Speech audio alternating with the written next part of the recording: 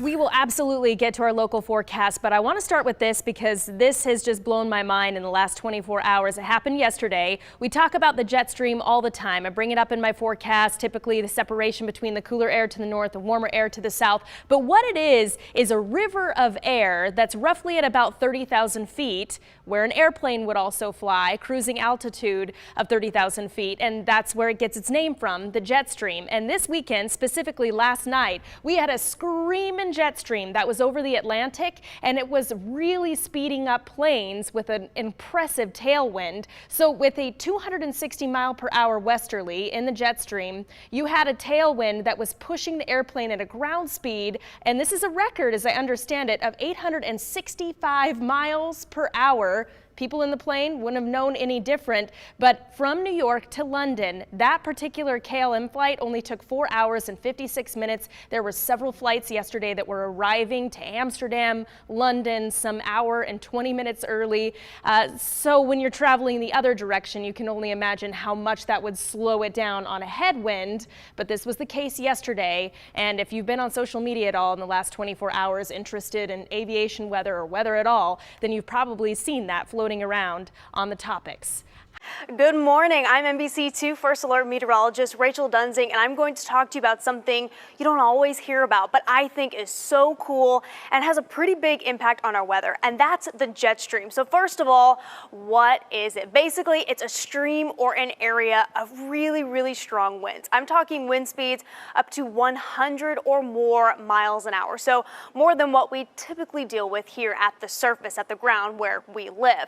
And speaking of above the ground or at the ground, the jet stream is located about 34,000 feet in the air. So again, it's not at the surface, it is really high up there. And it also acts as a divider between the cold air that sits up to the north, most of the time over the North Pole, and the warm air to the south, which sits normally around the tropics and then south toward the equator. So it can move the cold air south and the warm air north, which is why we can deal with some of these cool spells or warm spells. Something else it does is it steers, it guides our storm system, so it has a pretty major impact on just how stormy or how not stormy our weather is going to be. So let's talk about the difference between the winds at the surface and that jet stream level wind. So most of the time, especially here in Southwest Florida, our winds are about 10 to 15 miles an hour. Not very strong, just a nice breeze. But as we look really high up into the atmosphere, there's a lot more of that wind speed. So the winds get significantly stronger the higher up you go. And this is sort of a great way to visualize that jet stream, the different and stronger winds. And as a reminder, it is about 34,000 feet in the air, which, yes, is where jets fly. One of the reasons why we call it the jet stream. That's a little bit of a fun fact for you. Here's another way to look at the jet stream, and occasionally you may see us here at NBC2, the meteorologist, show it to you in a way that looks like this. This is the really strong winds, the jet stream, but it doesn't sit in one place. The thing about the jet is that it moves around. It goes up to the north, it goes down to the south, and it just moves fast all across the country and all across the world. But those dips and those rises mean different things for our weather. So you see this rise in the jet stream here. We have a special word for this. This is called a ridge, and a ridge brings up that really warm air that sits to the south. And so when we have a ridge setting up over any part of the country, any part of the world, our temperatures are going to get warm. We've had a ridge on top of us for the last few weeks, which is why our temperatures have been so record-breaking hot. But we also talked about the jet stream doesn't just impact our temperatures. It can act as almost like a path, a roadway for these developing storm systems to move along. So if we had a storm system that was developing off the coast of Mexico and the jet stream looked like this, how is this storm system going to move? Well, it's going to follow that jet stream. It's going to move up to the north and then eventually move off to the south and the southeast, following along, again, that pathway of the jet stream. And when this happens, do you notice where that storm system wasn't? it wasn't over top of Florida. So while we have this rise in the jet stream, it keeps our temperatures very warm. The rise in the jet stream or the ridge also keeps our weather calm because the storm systems are moving away from us. Okay, that was a lot to digest, so we'll just take a second and maybe think on that. But while we do that, I want to mention one more thing. The jet stream helps create something called wind shear.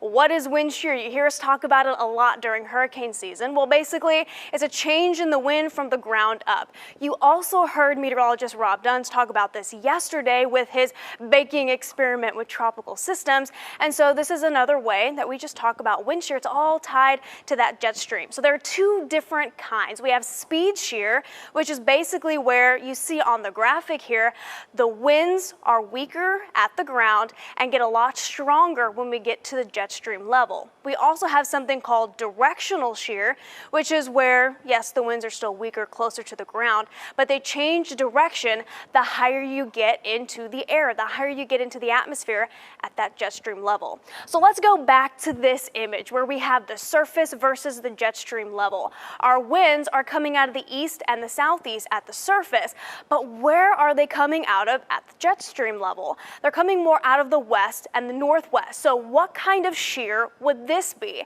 This sort of shear would be called directional shear because the winds at the surface are a different direction from the winds up at the jet stream level. Directional shear plays a big part in the formation of tornadoes. We don't always have to deal with tornadoes here in Southwest Florida, but occasionally they do happen. And one of the reasons for that is we have winds moving a different direction at the surface than we do at the jet stream level, and that causes this rotation. And sometimes that rotation can get lifted up into the vertical, and that's when we can get a tornado to form and potentially cause some damage. We don't like tornadoes, but if you want to know more about them, that's what's going to be on the Weather School tomorrow. I'm going to spend some time and talk about tornadoes with you, but this is just briefly how wind shear, that jet stream, can have an impact on tornadoes. It also has an impact on our tropical systems. We know all too well about hurricanes and tropical storms here in Florida, but we like a strong jet stream, that strong wind shear during hurricane season, because if we have those strong winds really high up in the atmosphere, it tears apart these tropical systems. That means we may not have to worry about as strong of a hurricane, or could even completely tear apart some weaker depressions or tropical storms. So the strong jet stream, the strong wind shear, we like that during hurricane season because it will tear apart those systems.